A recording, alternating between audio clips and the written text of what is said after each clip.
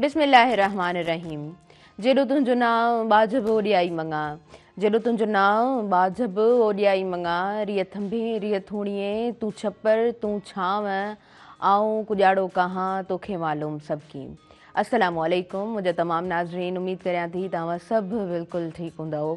खोड़ सारियूं दुआऊं अवां सभिनीनि जे लाइ, नेक तमन्नाऊं अवां सभिनीनि जे लाइ। ऐं अवां जी पंहिंजी मेज़बान ताहिरा जो हुयो ऐं प्रोग्राम अवां जो पंहिंजो सुबुह मेहरान मां साण खणी मौजूदु आहियां। सुबुह मेहरान प्रोग्राम में अवां सभिनीनि खे भली कार चऊं था। प्रोग्राम अवां जो पंहिंजो यंगड़ हमेशह अवां जो पंहिंजो रहियो आहे। प्रोग्राम में शामिल बि थी सघंदा आहियो। तरीक़ेकार अवां सभिनीनि खे ख़बर आहे। स्क्रीन ते ॾिनल नंबर हली रहियो हूंदो आहे, तव्हां डायल करे सघो था, प्रोग्राम में शामिल थी सघो था। तव्हांजे आस पास छा थिए पियो तव्हां उन हवाले सां ॻाल्हि ॿोल करे सघो था। तव्हां पंहिंजे आस पास स्कूलनि जी ॻाल्हि करे सघो था। जेकॾहिं किथे को फेस्टिवल थियो आहे या थियण वारो आहे, उहा ॻाल्हि असां सां करे सघो था। मौसम सुठी आहे, नॉर्मल मौसम आहे, माना सफ़ा सीउ घणो हूंदो आहे, पीक ते सीउ हूंदो आहे त उहा मौसम थोरी ॾुखी हूंदी आहे, हार्ड हूंदी आहे। ऐं जेकॾहिं गर्मियूं तमामु घणियूं हुजनि तॾहिं बि मौसम वणंदड़ कोन हूंदी आहे, पर हीअ मौसम बहार जी आहे। ऐं बहार त सभिनीनि खे वणंदो आहे। बहार में गुल टिड़ंदे पाण सभिनीनि खे ख़ूबसूरत लॻंदा आहिनि। हर रंग जेको आहे न उहो असांखे ख़ूबसूरत लॻी रहियो हूंदो आहे। त उन ई तरह तमामु जेके शयूं आस पास हुजनि थियूं त सुठो लॻंदो आहे तमामु घणो। असां जेकॾहिं कंहिं घिटीअ मां गुज़री रहिया हूंदा आहियूं न, ऐं उते स्ट्रीट में जेकॾहिं गुल हूंदा आहिनि, हिन मौसम में उहे गुल ॾाढे ख़ूबसूरत अंदाज़ में टिड़ियल हूंदा आहिनि। उनजा पंहिंजा रंग माना पधरा महसूसु थींदो आहे, बाबा वाक़ई में ही बहार जी मौसम आहे, बहार जा गुल आहिनि। कराची में फेस्टिवल थी गुज़रियो गुलनि जो। ऐं जेकॾहिं असां सिंध जे मुख़्तलिफ़ इलाइक़नि जी ॻाल्हि कयूं था त हर हंधि असांखे नंढा वॾा फेस्टिवल्स नज़र अचनि था। त मौसम जे हिसाब सां, मौसम जे आधार जेके बि फेस्टिवल्स थी रहिया हूंदा आहिनि उन्हनि जो हिकिड़ो पंहिंजो चार्म हूंदो आहे। राति जी मां ॻाल्हि ज़रूरु करणु चाहींदमि। हैदराबाद में स्प्रिंग फेस्टिवल पाण सभिनीनि ॾिठोसीं ऐं तमामु ख़ूबसूरत अंदाज़ सां उहो फेस्टिवल बि थियो, बसंत फेस्टिवल जे नाले सां। ऐं जॾहिं बसंत जी ॻाल्हि कंदा आहियूं तॾहिं बि माना बहार जी ॻाल्हि थिए थी, ख़ूबसूरत मौसम जी ॻाल्हि थिए थी। ऐं नौजवाननि जो इलाही माना आख़िर ताईं मुंहिंजी नज़र पई मंच ते, स्टेज ते ॾिसां पई उतां स्टेज खां त सॼो पिंडाल भरियल हुयो, सभु एॾे सुठे तरीक़े सां इंजॉय कनि पिया। पर कुझु शयूं मां नोट कयूं, मां उन्हनि शयुनि ते ॻाल्हायां थी। पर प्रोग्राम में साथ नाज़रीन मौजूदु आहे टपाल मेज़बान जो। टपाल मेज़बान सिंध जी पहिरियों नंबर चाहे पंहिंजे पसंदीदा गेम शो जो होस्ट ज़हैब चांडो ऐं राजा मेमण खे तव्हां ॾिसी सघो था टपाल मेज़बान जश्न जमालो शो में। ऐं टपाल मेज़बान जश्न जमालो में अवां जा पंहिंजा पसंदीदा सिंधी सिंगर्स ऐं टिकटॉकर्स बि शामिल हूंदा। सिंध जी पहिरियों नंबर चाहे टपाल मेज़बान, सिंध जी शान टपाल मेज़बान। सुबुह जी ॻाल्हि कंदा आहियूं या भले शाम जी ॻाल्हि कयूं ऐं ऑफिस जी ॻाल्हि कयूं, पंहिंजनि कमनि कारनि जी ॻाल्हि कयूं, चांहि जी त ज़रूरत पाण सभिनीनि खे पवंदी आहे। हिकिड़ो कोप चांहि जो हूंदो आहे न त पोइ वरी ॿीहर ॾाढो सुठे अंदाज़ में कमु करण जी पाण सभु कोशिशि कंदा आहियूं। अच्छा, मूं ॻाल्हि कई पे हैदराबाद में आर्ट फेस्टिवल ॾाढो ख़ूबसूरत अंदाज़ में थियो।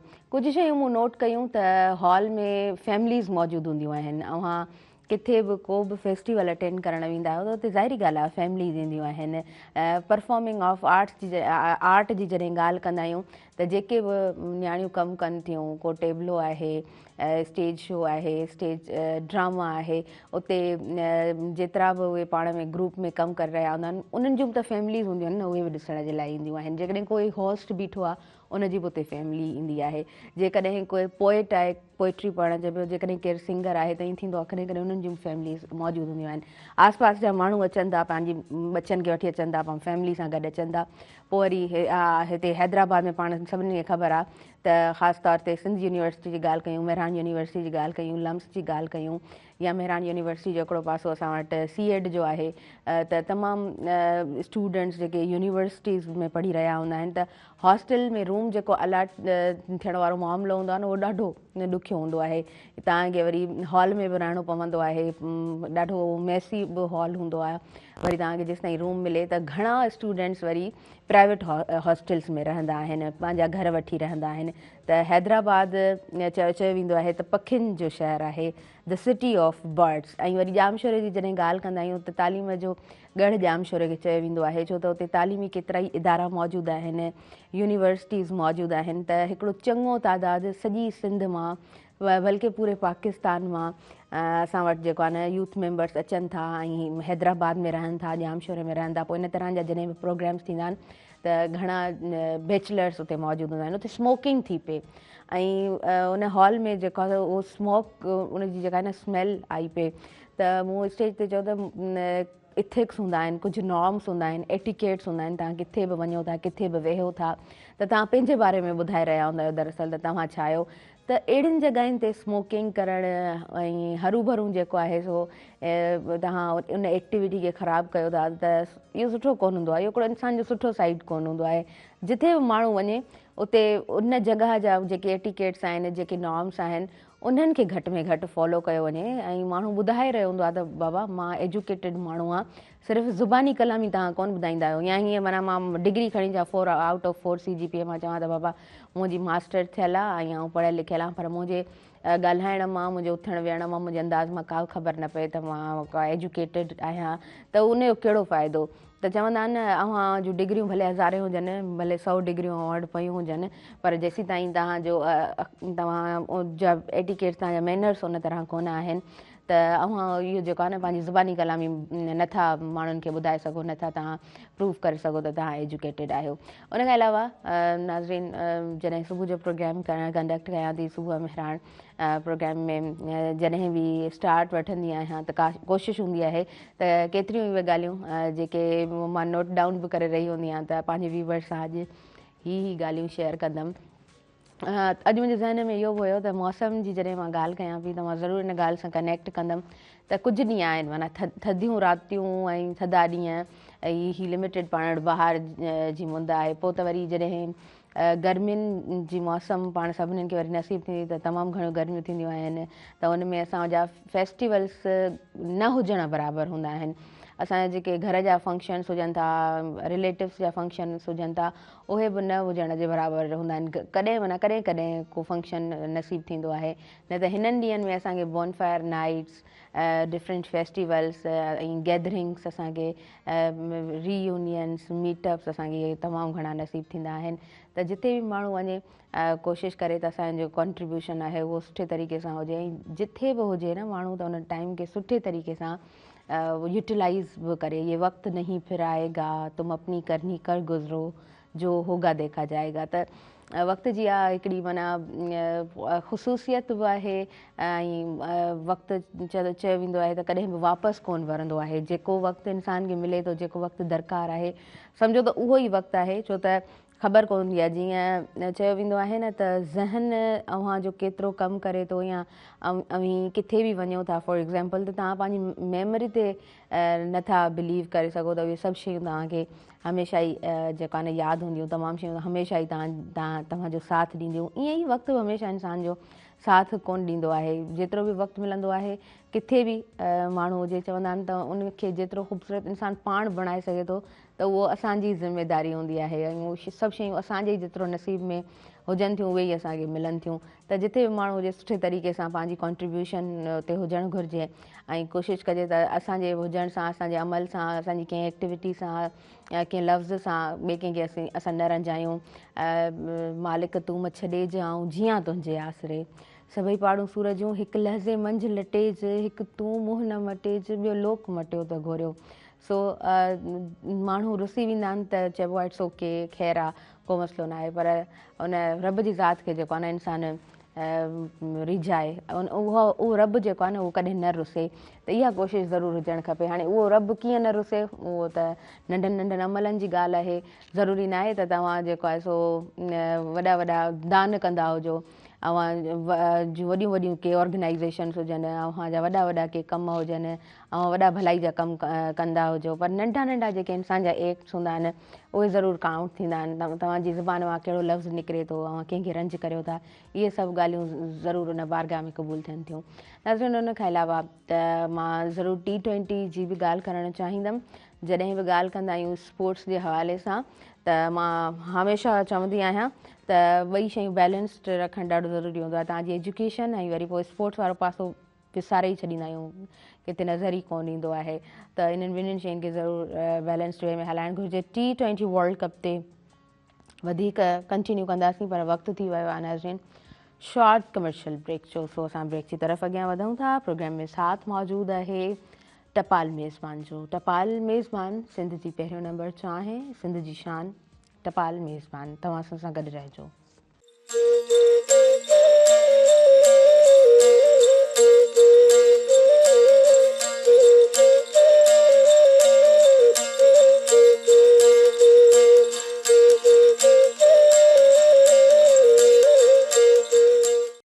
नाज़रीन सभिनी ॾिसंदड़नि खे आउं ॿीहर भलीकार चवां थी अव्हां जे पंहिंजे प्रोग्राम सुबुह मेहरान में। ऐं कोशिशि हूंदी आहे त ॻाल्हियूं सुठियूं कयूं अव्हां सां, पर कॾहिं कॾहिं पेट्रोल जूं क़ीमतूं ओचितो वधी वेंदियूं आहिनि ऐं जॾहिं घटिजंदियूं आहिनि त सफ़ा घटिजंदियूं आहिनि।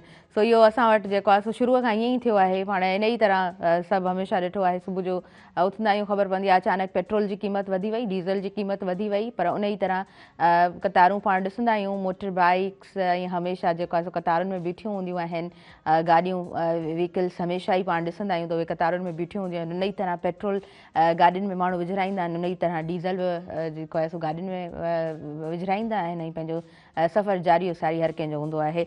5 रुपया पेट्रोल वधी वियो आहे ऐं डीज़ल 7 रुपया वधी वियो आहे। पेट्रोल 265 रुपया ऐं 17 पैसा वधियो आहे ऐं डीज़ल 275 रुपया ऐं 70 पैसा थी वियो आहे। सो इहो हिन वक़्तु जूं इहे क़ीमतूं आहिनि। ऐं ईअं कॾहिं कॾहिं थींदो आहे त अचानक सां 7-8 रुपया 9 रुपया 10 रुपया 12 रुपया 15 रुपया पेट्रोल वधी वेंदो आहे। जॾहिं घटिजंदो आहे त असांखे माना इहा ख़ुशख़बरी ॿुधाई वेंदी आहे त 2 रुपया पेट्रोल घटिजो आहे, रुपयो पेट्रोल घटिजो आहे। इहे असांजी हेडलाइंस बि हली रहियूं हूंदियूं आहिनि ऐं असां वरी जेको आहे सो अपडेट्स बि ॾेई रहिया हूंदा आहियूं त बाबा हेतिरो पेट्रोल घटिजो आहे। जॾहिं पेट्रोल घटिजे थो त जेको आहे सो हूअं बि ज़ाहिरी ॻाल्हि आहे थोरो तमामु शयूं जेके आहिनि न उन्हनि जूं क़ीमतूं घटिजनि थियूं, पर जॾहिं घटिजंदो ई रुपयो पेट्रोल त छा ई तमामु शयुनि जूं क़ीमतूं घटिजंदियूं। पेट्रोल वधे थो त हर शइ वधियो वञे। ग़रीब माण्हू जो गुज़र सफ़र हूअं बि ॾाढो ॾुखियो आहे। जॾहिं रमज़ान जी ॻाल्हि कयूं था, रमज़ान जो महीनो मथां ई आहे, रमज़ान जो महीनो वेझो आहे।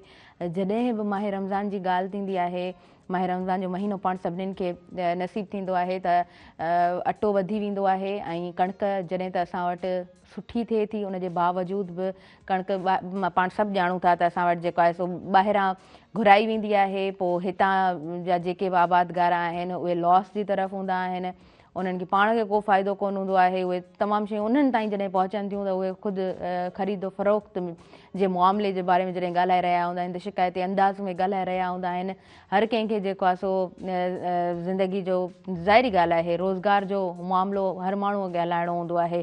पोइ असां वटि जेका सूरत हाल आहे उहा ॾुखी ज़रूरु आहे। नाज़रीन उन खां अलावा मां ज़रूरु अॼु जे प्रोग्राम में ॻाल्हि करणु चाहींदमि आकाश अंसारी जे हवाले सां। आकाश अंसारी खे जॾहिं बि पढ़ो त उनजी शाइरी में जेको मैसेज हूंदो आहे ॾाढो ख़ूबसूरत हूंदो आहे ऐं उनजो जेको फ़िक्रु हुयो ख़ूबसूरत अंदाज़ में उन लिखियो। ऐं हमेशह तव्हां जॾहिं बि आकाश अंसारी जी शाइरी ॿुधंदव, तव्हां जॾहिं सिंगर्स ॻाए रहिया हूंदा आहिनि तव्हां ॿुधंदा आहियो त उनजो हिकिड़ो पंहिंजो लिखण जो अंदाज़ हुयो। लतीफ़ सरकार जी जॾहिं पाण ॻाल्हि कंदा आहियूं न त अखरनि मां ॿोली मां ख़बर पवंदी आहे त हीउ बेत लतीफ़ सरकार जो आहे।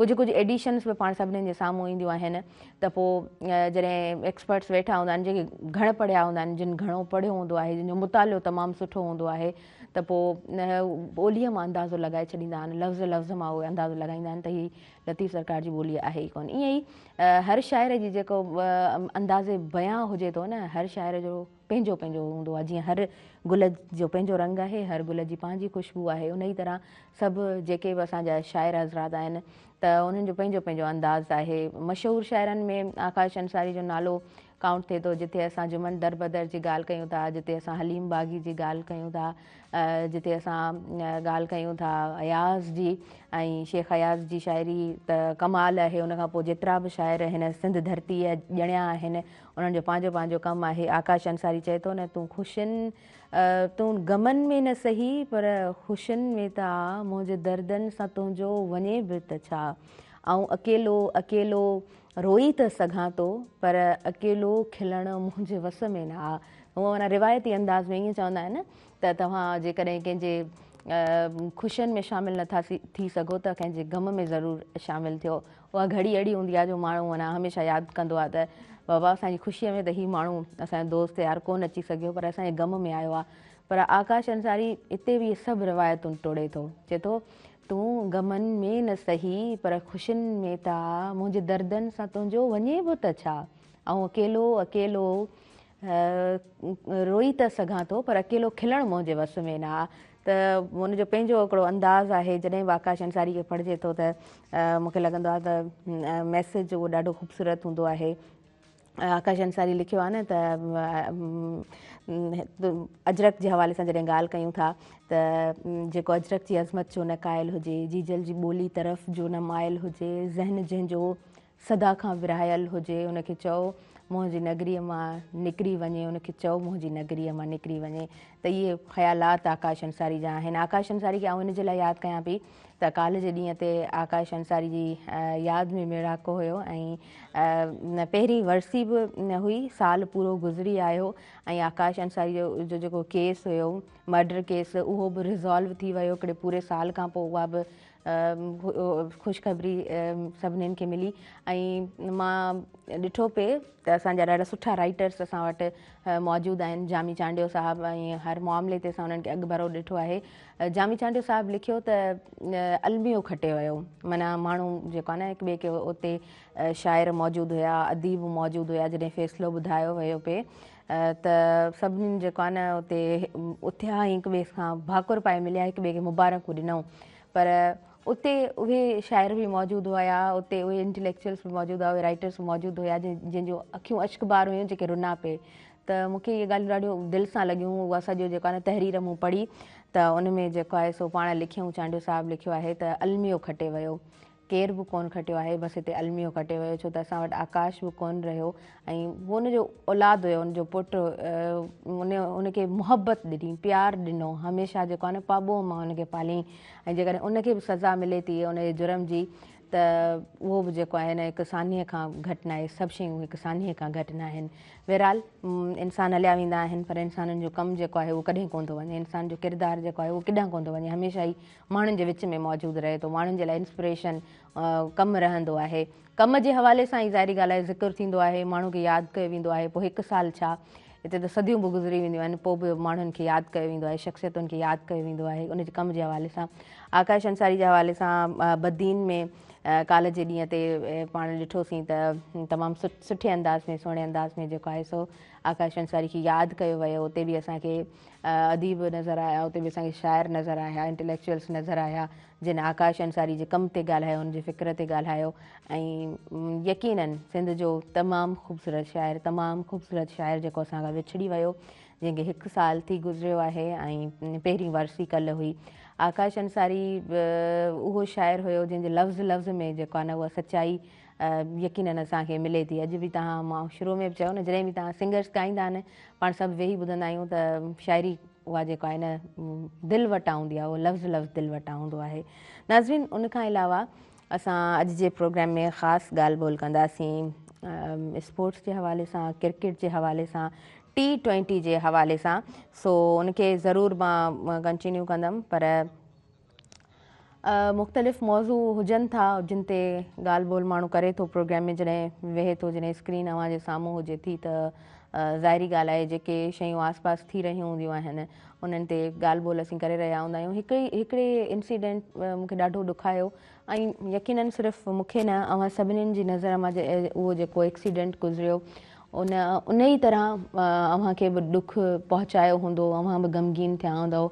असां सभु रोज़ जी बुनियाद ते को न को एक्सीडेंट ॾिसूं था, रोज़ जी बुनियाद ते ख़बर पवे थी त का न का गाॾी कंहिं ट्राले सां टकराइजी वई आहे, जानी नुक़सानु थियो आहे। 2 पैसेंजर्स हुया, हुनमें हिकिड़ो पैसेंजर हुयो, फैमिली मौजूदु हुई। हिन भेरे तमामु घणा एक्सीडेंट रोज़ जी बुनियाद ते नज़र अचनि पिया। तव्हां फेसबुक खोलियो, तव्हां न्यूज़ ॾिसो, को बि चैनल तव्हां जेको आहे सो सिंधी चैनल्स पंहिंजा असांजा मक़ामी जेके बि ख़बरूं हूंदियूं आहिनि उन ते हलंदियूं आहिनि त रोज़ को न को एक्सीडेंट थिए थो। कराची में जेको एक्सीडेंट थियो आहे, हिकिड़ी वेन वई पिए ऐं साम्हूं खां जेको आहे सो ऑयल टैंकर हुयो, उन सां काठोड़ वटि जेको तमामु वॾो एक्सीडेंट असांजे साम्हूं आयो 2 ॾींहं अॻु।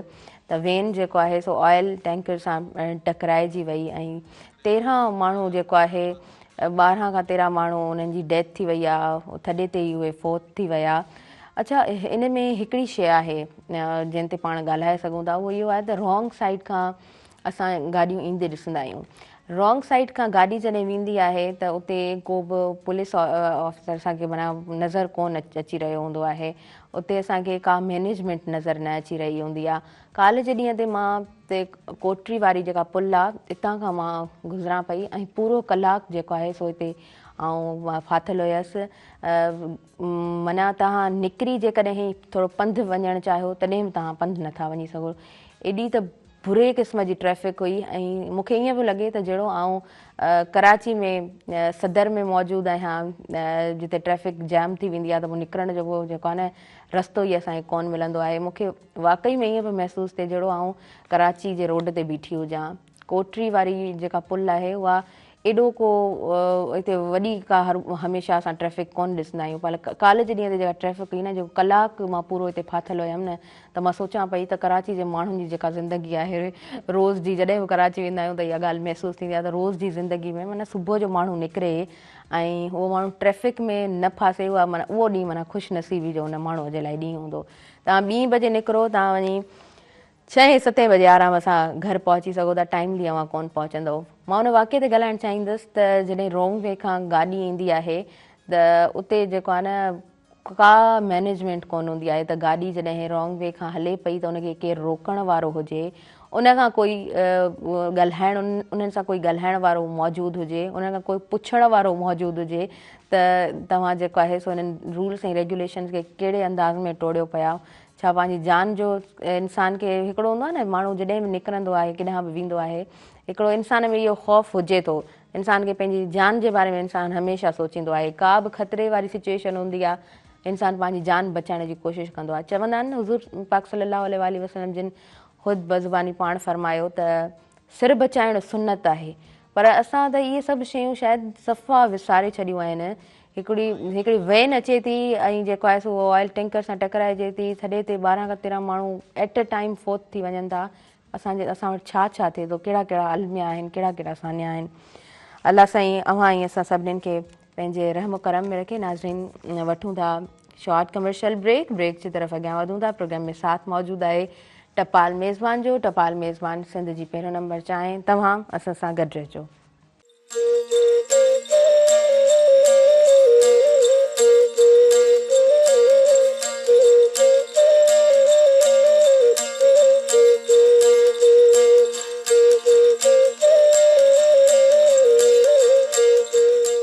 नाज़रीन, सभिनी ॾिसंदड़नि खे आउं ॿीहर भली कार चवां थी अव्हांजे पंहिंजे प्रोग्राम सुबुह मेहरान में। साथ मौजूदु आहे टपाल मेज़बान जो, ऐं टपाल मेज़बान जे साथ सां ई प्रोग्राम अव्हां ताईं असां पहुचाए रहिया आहियूं। SM नदीम साहब असां सां फ़ोन कॉल ते कनेक्टेड आहिनि, उन्हनि खे भली कार चऊं था। हेलो, अस्सलाम वालेकुम। वालेकुम अस्सलाम। जी SM भाई, T20 वर्ल्ड कप के हवाले से मैं आपसे पूछना चाहूँगी जी, प्लीज़ आप हमें अपडेट करें। हाँ, देखिए कल पाकिस्तान और इंडिया का मैच था और पूरी दुनिया की जो है नजरें लगी थी, बड़ा लेजे हुई कि 15 को मैच होगा नहीं होगा। ICC का वफद आया, बांग्लादेश के लोग आए, ठीक है ना। तो ओवरऑल यही हुआ कि वो जो है मैच हुआ। और फिर देखिए कल मैच जो हुआ उसमें इंडिया ने पहले बैटिंग की और 175 रन बनाए और पाकिस्तान ने कहीं ना कहीं जो वो रिस्ट्रिक्ट किया उनको। लेकिन बैटिंग के अंदर पाकिस्तान की कारकर्दगी वो देखने में नजर नहीं आई। सलमान अली आगा ने जो कप्तानी की उसमें भी थोड़े से जो वो फ्लॉज नजर आए। उसके अलावा देखें आप जो इंडिया का मुकाबला कर नहीं सकते क्रिकेट में। कल तो ऐसा लग रहा था बिल्कुल वन साइडेड मैच हुआ है ना। तो उसमें जो हर प्लेयर्स हैं उनकी परफॉर्मेंस बहुत ज्यादा पुअर रही, चाहे वो बाबर आजम हो या हमारे जो ओपनर्स हों। फिर उसके बाद एक जो वो उस्मान खान जो उन्होंने थोड़ा बहुत जो वो रेजिस्ट किया, कोई 40 से ऊपर रन किया, अदरवाइज हमारे तमाम प्लेयर जो बिल्कुल कोलैप्स कर गए। तो देखें हम बड़ी बड़ी डींगे मारना, बड़ी बड़ी बातें करना, पहले हम अपने आप को तो मजबूत करें। हमारा जो स्ट्रक्चर ऐसा होना चाहिए कि जो हम जो वो T20 वर्ल्ड कप खेलें। और पूरी कौम जो है बड़ी मायूस हुई। और देखें ये कोई पहली शिकस्त नहीं है। एशिया कप में देखें इंडिया ने लगातार 3 मरतबा हराया पाकिस्तान को। एक मैच होता है तो समझ में आता है कि चलें कोई अपसेट हो गया है या अब वो अच्छा खेल गए। दूसरा मैच होता है तो समझ में आता है 3 मैच लगातार उन्होंने एशिया कप में हराए। उसके बाद जो है वो कल फिर जो है पाकिस्तान को जो है शिकस्त दी, और ना सिर्फ शिकस्त दी बल्कि वन साइडेड मैच हो गया ये। तो हमें अपने आप को मजबूत करने की जरूरत है। और पाकिस्तान के चलें सुपर 8 में जाने के तो मौके हैं, लेकिन आगे की क्रिकेट आप कैसे खेलेंगे जब इस किस्म की क्रिकेट खेलते हैं? चैंपियंस वाली क्रिकेट नहीं है ये, एक जो वो मकसद जो हमारे क्वालिफायर मुल्क हैं उस तरह की क्रिकेट खेली है। आपने देखे यूएस से जो है उन्होंने अच्छा मुकाबला कर लिया था इंडिया से पाकिस्तान की निस्बत। तो पाकिस्तान ने बिल्कुल ही जो है ना वो कल मजा नहीं किया और मैं बड़ा अपसेट हुआ। मैं क्या पूरी कौम जो है वो पाकिस्तानी कौम जो है वो बड़ी अपसेट है इस हवाले से कि जो है इंडिया के अगेंस्ट जो है हमेशा जो इतनी हाइप बनती है, सारी चीजें होती है। ठीक है आप हार जाएं कोई इशू नहीं है, लेकिन आप फाइट तो करें ना। आपने बिल्कुल ही फाइट नहीं की। 114 रन से पूरी पाकिस्तान की टीम आउट हो गई और इंडिया ने रिकॉर्ड जो है वो टोटल बनाया 175 रन। वो जो है उन्होंने पाकिस्तान के अगेंस्ट कर दिए। उससे पहले 170-72 रन जो है वो रिकॉर्ड था T20 के अंदर। और ये 8वीं शिकस्त हुई है पाकिस्तान को वर्ल्ड कप में जो है ना T20 के पॉइंट ऑफ व्यू से अगर देखा जाए तो ये। और पाकिस्तान एक ही मैच जीता है जो बाबर आजम और रिजवान ने जो वो मैच जितवाया था। उसके अलावा पाकिस्तान इंडिया से जो है हमेशा हारता ही आ रहा है। इसकी क्या वजूहत है, क्या रीजन है, इन पर काम करने की जरूरत है। और मैं चेयरमैन मोहसिन नकवी उनसे भी कहूंगा कि भाई आप जो है वो देखें, इन चीजों को देखें कि पाकिस्तान क्यों हारता है। दूसरे मुल्क भी तो हैं, दीगर मुल्क वो भी जो है इंडिया से खेलते हैं और हमारे प्लेयर जो बहुत ज्यादा प्रेशर में नजर आए, चाहे वो अबरार हो, चाहे वो शाहिनशाह अफरीदी हो, ठीक है ना, हमारे प्रीमियम बॉलर है शाहिनशाह अफरीदी, उनको इतनी मार पड़ रही थी। अबरार जो है उनसे बॉलें जो जगह पर नहीं हो रही थी, ठीक है ना, जो घबराए नजर आ रहे थे सारे प्लेयर। तो इस घबराहट को दूर करने की जरूरत है कि भाई आप घबराते क्यों? ये खेल है, इसको खेल की तरह ही लेना है आपने। बिल्कुल, बिल्कुल। और उसका नतीजा आपके सामने। हाँ बिल्कुल, ये मतलब प्रेशर हमेशा ही क्यों हमारी टीम मतलब प्रेशर में ही नजर आती है। दूसरे ममालिक भी तो खेल रहे होते हैं इंडिया से और हमेशा जो है वो चले 1-2 रन्स पे अगर कोई मैच जीत रहा है तो दैट्स फाइन। वो समझ आता है कि ठीक है वो एक जो है ना गेम का साइड है, उसको तस्लीम करना होता है। एक हिस्सा होता है कि एक जीतती है टीम, एक टीम हारती है। अच्छा मैं थोड़ा आपसे ये भी पूछना चाहूंगी, टास्क के बाद जो फैसला था वो आपने उसको कैसे देखा? क्या आप समझते हैं कि बैटिंग पहले करनी चाहिए थी और बॉलिंग? देखें हमारी टीम हमेशा से जो चेस करने में वीक रही है पाकिस्तान की टीम ना। तो ये सलमान अली आगा ने जो टॉस जीतकर पहले जो फील्डिंग का फैसला किया ये भी चाहिए गलत था और उनको पहले बैटिंग ही करनी चाहिए थी। लेकिन बाद में उनके जो स्पिनर्स हैं, वरुण चक्रवर्ती हैं या वो अक्षर पटेल हैं, कुलदीप यादव हैं, उन्होंने बड़ी अच्छी बॉलिंग की। स्पिनर जो थे, ये तीनों स्पिनर्स हैं, उन्होंने बहुत, तिलक वर्मा उन्होंने भी 1-2 ओवर किए, तो इन्होंने बड़ी अच्छी बॉलिंग की। अच्छा हमारे तो देखे ना, हमारे तो फास्ट बॉलर ऐसे लग रहे थे जब शाहिनशाह अफरीदी बॉल कर रहे थे कि जो है वो ये पिच जो है स्पिनर्स के लिए शायद, तो उनको इस तरह से मार पड़ी है। उन्होंने जो वो मकसद टारगेटेड बॉलिंग नहीं की या करनी चाहिए थी। लेकिन जब आपके अंदर घबराहट हो या दिमाग में कुछ चल रहा हो तो फिर आप टारगेट से हट जाते हैं, फिर जो आपकी जो एक्चुअल जो परफॉर्मेंस देना होता है वो नहीं हो पाती। तो ये हमारे प्लेयर्स के साथ यही नजर आया, चाहे वो स्पिनर्स हो या फास्ट बॉलर्स हो। ठीक है ना, उनके एक ही प्लेयर है ईशान किशन, उन्होंने जो 77 रन किए और बड़ी जो है उन्होंने इनकी पिटाई लगाई 40 बॉलों के ऊपर 77 रन और इस पिच के ऊपर कोलंबो और पाकिस्तान की बॉलिंग साइड के अगेंस्ट। तो सलमान अली आगा को जो है पहले बैटिंग करनी चाहिए थी। आपको पता है कि आपकी टीम में जो है वो मतलब इतनी स्ट्रेंथ नहीं है आपकी बॉलिंग में और सॉरी बैटिंग में कि वो चेस कर पाए, क्योंकि अगर इससे थोड़ा सा बड़ा टोटल होता तो और मुश्किल हो जाती। लेकिन ये तो टोटल भी इतना था, मैनेजेबल था कि आप जो है वो जीत सकते थे। लेकिन जब आप जीतना ही नहीं चाहेंगे, परफॉर्मेंस ही नहीं देंगे तो कैसे जीतेंगे? क्योंकि वहां तो पिच पे खड़े होकर रन बनाने होते हैं, स्ट्रेटेजी होती है, प्लानिंग होती है, सारी चीजें करनी होती हैं। तो आपकी जो है वो परफॉर्मेंस, बॉडी लैंग्वेज भी बिल्कुल जो वो ऐसी पुअर नजर आई कि जो आप जीतने के लिए जा ही नहीं रहे थे। आखिर में तो ऐसा लग रहा है सिर्फ ये जो वो टाइम पास कर रहे हैं कि जो है सिर्फ बॉलर और किसी तरह जो है वो रन रेट बेहतर कर ले। हमारे जो वो शुरू के 4 प्लेयर्स तो बहुत जल्द आउट हो गए थे। अच्छा बाबर आजम जो है उनकी भी performance up to the mark है, मुसलसल उनको मौके मिल रहे हैं। बाबर आजम को भी चाहिए कि अपने आप को जो दुरुस्त करें। और हमारे जो वो मेन बैटर हैं वो अभी तक उन्होंने कोई मैच विनिंग जो है वो परफॉर्मेंस दी नहीं है। तो सलमान अली आगा के और 2-3 फैसले ऐसे थे जैसे अशरफ को बॉलिंग न कराना। भाई आपको पता है कि वो ऐसी पिचेस के ऊपर अच्छी बॉलिंग करते हैं तो आपको ओवर देना चाहिए था। वो खुद आ गए, चले ठीक है, एक ओवर आपने अच्छा किया, दूसरा ओवर अच्छा किया, फिर एकदम में हट गए। जब आपको पता है जो विकेट लेता है बॉलर तो उसका एक अपना प्रेशर बना हुआ होता है सामने वाली टीम पर। तो आपने विकेट लिया, आपको तीसरा भी ओवर कराना चाहिए था, आपने फौरन चेंज कर दिया। फिर अबरार को आपने जो है वो पावर प्ले के अंदर लिया है, उसका कॉन्फिडेंस शेक कर दिया। तो ये सारी चीजें थी जो इन्होंने गलतियां की, जिसकी वजह से पाकिस्तान जो है कल का मैच हारा है। अच्छा, मतलब ऑन द स्पॉट जो फैसले होते हैं ना, हमें ये कहना चाहिए कि वो सही नहीं हो रहे होते हैं हमारी टीम से। अच्छा, उसके अलावा आप समझते हैं कि कहीं ना कहीं हम जब सिलेक्शन की बात करते हैं तो वहां भी कोई गैप शायद होता है। एसएम भाई, आप समझते हैं कि सिलेक्शन भी शायद हमारी उतनी अच्छी नहीं होती? देखिए, मैं इस बात को ऐसे लूंगा कि जो हमारा ग्रास रूट का जो स्ट्रक्चर है, अंडर 15, 17 और 19, जब आप उसमें ही सिलेक्शन जो है वो पुअर सिलेक्शन होगी आपकी, तो फिर आपके पास जो ऊपर पहुंचता है वो कचरा पहुंचता है। ठीक है ना, जो हमारे प्लेयर्स क्या है, ओवर एज होते हैं, वो किसी न किसी तरह जो अंडर एज हो जाते हैं। ठीक है ना, किसी कह सुन के फोन करवा के, कई ऐसे प्लेयर्स हैं जिनको मैं जानता हूँ और मैं खुद उसका विटनेस हूँ कि जो वो 4-4, 5-5 साल जो उनकी एज ज्यादा होती है और वो हाँ, बिल्कुल बिल्कुल, उसमें रन भी करते हैं, फिर वो ऊपर आ जाते हैं, फिर जबरदस्ती। तो हमें काफी जगहों पर काम करने की जरूरत है। अभी हमारे हैदराबाद में चैलेंज कप चल रहा है, ठीक है ना, उसके अंदर जो वो अंपायर्स के फैसले और ये प्लेयर्स को फेवर, ये सारी कई काफी जगहों से आवाजें आ रही हैं इस किस्म। तो हमें जो ग्रास रूट लेवल पे स्ट्रक्चर को बेहतर करने की जरूरत है, ताकि अच्छे और शफाफ प्लेयर और मेरिट वाले प्लेयर मिले। तो फिर आप देखें ना, जब कचरा ऊपर जाएगा तो फिर वो क्या होगा, फिर आपकी सिलेक्शन में भी ऐसी मयार रहेगा। क्योंकि वो अगर कोई टेस्ट क्रिकेटर का बेटा है तो वो जो फॉरेन खेल जाता है, रीजन भी खेल जाता है, फर्स्ट क्लास प्लेयर भी हो जाता है। और जो मेरिट वाला बच्चा है, गरीब का बच्चा है, वो धक्के ही खा रहा होता है, कभी इस जगह कभी उस दर पर, और उसको जो है वो खेलने के लिए मौके नहीं मिलते। तो इस किस्म की चीजें जो है वो नुकसान देती हैं। फिर उसके नतीजे यही होते हैं कि आप देख लेंगे जो कल हुआ पाकिस्तान के साथ, क्या कितनी बुरी तरीके से हारा।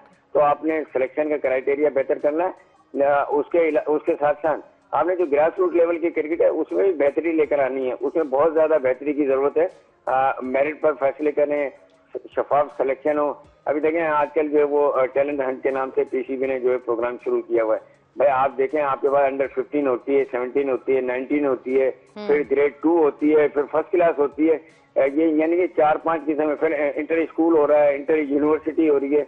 ये मकसद 7-8 फॉर्मेट की क्रिकेट हो रही है और आपको टैलेंट नहीं मिल रहा, और फिर भी आप जो वो ट्रायल कर रहे हैं टैलेंट के लिए। तो इसकी क्या वजूहत है? इसका मकसद ये है कि जो आपने लोग लगाए हुए हैं सिलेक्शन के लिए, वो मेरिट पर फैसले नहीं करे और वो जो है वो सही सिलेक्शन नहीं करे, जिसकी वजह से आप जो वो हर सिटी में जा रहे हो और टैलेंट जो है वो फाइंड आउट कर रहे हैं। तो ये चीजें जो है वो जो है ना वो नुकसान देती हैं। और फिर पाकिस्तान देख लेंगे कल क्या परफॉर्मेंस रही। हाँ, बिल्कुल आप सही कह रहे हैं।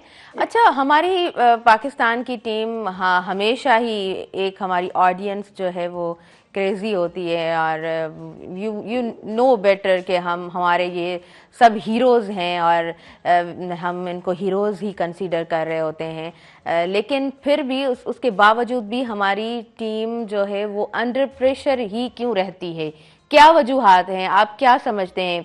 क्योंकि देखिए, स्ट्रॉन्ग टीम तो इंडिया की है, नो डाउट। पूरी दुनिया ये मानती है कि इंडिया की टीम जो है हर लिहाज से हमें जो है वो परफेक्ट नज़र आ रही होती है। उसके बावजूद भी दुनिया के दूसरे ममालिक जब एक ग्राउंड में उनके साथ होते हैं तो उनका जो कॉन्फिडेंस लेवल है वो डाउन नहीं होता, वो अंडर प्रेशर हमें कम नज़र आते हैं। लेकिन हमेशा पाकिस्तान टीम जो है वो अंडर प्रेशर आ जाती है, वाई, क्यों? देखें, इसकी जो है कई वजूहत है। सबसे बड़ी वजह तो ये है कि सोशल मीडिया, सोशल मीडिया पर इतनी जो है वो मुझे इसकी हाइप क्रिएट कर दी जाती है मैच की, कि भाई जो वो पाकिस्तान इंडिया का मैच है, और फिर पूरी दुनिया से रिस्पांस आ रहा होता है उसका। जी हाँ, पूरी दुनिया इन्वॉल्व होती है। एक तो ये वजह, दूसरा ये कि हमारे प्लेयर जो है वो प्रॉपर जो मतलब फिटनेस है वो उस पर काम नहीं कर रहे। ठीक है ना, ये कुछ खेल जाते हैं तो फिर उसके बाद ये इजी हो जाते हैं। जिसका देखिए फिटनेस के अगर फवाइद में हम जाएं, उसके बेनिफिट में, तो सबसे बड़ा बेनिफिट यही होता है कि वो आपको कॉन्फिडेंस देती है। जब आप फिट होते हैं तो आप कॉन्फिडेंस में आ जाते हैं। ठीक है ना, उसके अलावा और चीजें तो हैं कि प्रिवेंशन ऑफ इंजरी है, ठीक है ना, और जो वो आप जो और दीगर चीजें कर रहे होते हैं। लेकिन सबसे बड़ा फायदा ये होता है कि आपकी फिटनेस बेहतर होती है तो आप जो कॉन्फिडेंट होते हैं। तो अब इंडियन प्लेयर्स की फिटनेस और हमारे प्लेयर्स की फिटनेस में काफी फर्क है। अब देखें, कल मैं देख रहा था हार्दिक पांड्या और बुमराह, वो 145 और 140 प्लेस की बॉल कर रहे थे, और शाहिद साहब भी 136 से कर रहे थे, हालांकि उनसे तेज बॉलर हुआ करते थे। इसका मतलब क्या है कि आपने वर्कआउट करना छोड़ दिया है। ऐसे बाबर आजम को देखें आप, कि वो बहुत अच्छी बैटिंग करते थे, लेकिन अब उनकी बॉडी लैंग्वेज वो नजर ही नहीं आ रही है। अच्छा, उसकी एक वजह ये भी हो सकती है शायद वो ओपनर नहीं खेले, चौथे नंबर पर खेले, ठीक है ना। तो हमारे यहाँ ये जो इस किस्म की चीजें होती है जिसकी वजह से जो वो प्लेयर जो अंडर प्रेशर आ जाते हैं, और फिर उनका जो स्ट्रक्चर है खेलने का, जो खिलाने का स्ट्रक्चर है, वो हमसे बेहतर है। वो जो है देखें, मैं मिसाल दूंगा यहाँ पर जी कि जी कई प्लेयर ऐसे हैं, सचिन तेंदुलकर उनका बेटा जो है वो खेल रहा है क्रिकेट, और दीगर उनके प्लेयर हैं, उनके बच्चे खेलने क्रिकेट, लेकिन वो टीम में अभी तक नहीं आ सके। उसकी वजूहत क्या है कि वो मेरिट पर फैसले करते हैं और अपने प्लेयर्स को जो है वो मेरिट के ऊपर लेकर आते हैं, चाहे वो गरीब जी का हो या अमीर का हो। हमारे यहाँ तो मैं बता रहा हूँ ना कि या तो बच्चे को खिलाने के लिए किसी में जॉब होनी चाहिए आपकी, या टेस्ट प्लेयर हो तो आपका बच्चा खेल जाएगा, अदरवाइज बच्चे जो दरबदरी फिरते नहीं है। तो जी ये बड़े बिल्कुल मामला है, इस किस्म की चीजें हो रही है जिसकी वजह से पाकिस्तान की क्रिकेट में गैप है। लेकिन मैं जहाँ तक समझता हूँ मोहसिन नकवी ने आकर काफी चीजों को बेहतर करने की कोशिश जी की हाँ है, और वो कर भी रहे हैं। तो देखिए, आज का फैसला कल पर असरअंदाज होता है, तो बिल्कुल आज हम बिल्कुल अच्छा ऐसा ही करेंगे है। कि इंशाल्लाह आने वाले टाइम में जो वो चीजें अच्छी नजर आएंगी। बिल्कुल आप सही कह रहे हैं। अच्छा, उसके अलावा जब हम बात करते हैं कि हमारे हमारे पास बहुत ज़्यादा गेप्स हैं, हमें इन चीज़ों पे काम करना चाहिए, आप क्या समझते हैं कि जब हम ग्रास रूट लेवल की बात करते हैं, हमेशा ही देखें हमें रिजल्ट जो है वो पॉजिटिव नज़र नहीं आता, उसके बावजूद भी ग्रास रूट लेवल पे काम नहीं होता, तो इसके पीछे क्या वजूहात हो सकती हैं? कब ये सारे मामलात हमें हमें सीधे नज़र आएंगे? कब ग्रास रूट लेवल पे काम होना स्टार्ट होगा पाकिस्तान में? देखिए, अभी अभी तक ऐसा कुछ नजर नहीं आया, ठीक है ना। एक तो हमारे यहाँ जो फॉर्मेट चेंज हो जाते हैं, पहले वो क्या नाम है, रमीज राजा चेयरमैन थे तो प्रोविंशियल सिस्टम आ गया, उससे पहले जो वो रीजनल सिस्टम था।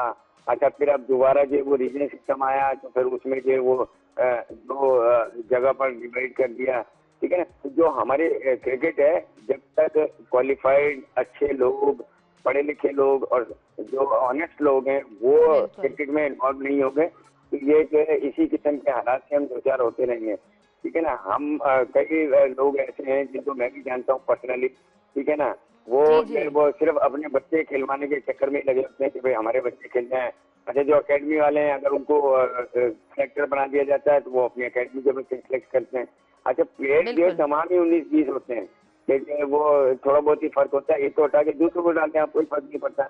लेकिन आपने जब 100% रिजल्ट देना होता है तो फिर 100% सिलेक्शन का क्राइटेरिया भी होना चाहिए। डेफिनेटली आप डेफिनेटली ये कुछ कह रही हैं आप? बिल्कुल एसएम नदीम साहब, बिल्कुल आप बड़े अच्छे अंदाज में बात कर रहे हैं और ये सारी बातें बिल्कुल अथेंटिक हैं, क्योंकि देखें जब तक काम नहीं होगा तो जाहिर सी बात है हमें वो रिज़ल्ट नहीं मिलेगा, और अच्छे रिज़ल्ट के लिए ये एक तय बात है कि आपको काम करना होता है। न्यू टैलेंट कैसे अच्छा, अभी उभरेगा, देखिए ना, आप क्या अब समझते मैं जो हैं? है एक चीज और गोश गुजार कर दूं कि हमारा जी जी सिलेक्शन का क्राइटेरिया क्या है जी कि हाँ बच्चा जो है कोई भी प्लेयर है, फॉर एग्जांपल वो 4 डे क्रिकेट में परफॉर्मेंस देता है और T20 की टीम में आ जाता है। तो भाई 4 डे क्रिकेट में जो आपकी जो स्किल्स है या आपका जो फिटनेस लेवल है या आपकी जो बायोमैकेनिक्स है वो कुछ और होती है, और T20 में कुछ और होती है। तो अभी जो हमारा नेशनल T20 कप चल रहा है, ठीक है ना, अब ये जो PSL में प्लेयर्स ऑप्शन हुआ है, ठीक है ना, तो वो तमाम प्लेयर्स मैंने ज्यादातर वो देखे जो फर्स्ट क्लास क्रिकेट में जिन्होंने परफॉर्म किया है, यानी कि चार रोजा क्रिकेट में। आप जी T20 क्रिकेट को क्राइटेरिया बनाए, T20 से फिर T20 के लिए ले, अच्छा टेस्ट के लिए जो है आप जो वो करें, क्या नाम है, 4 डे क्रिकेट होता है, और जी वनडे कप से जो है आप फिर वो वनडे के लिए ले।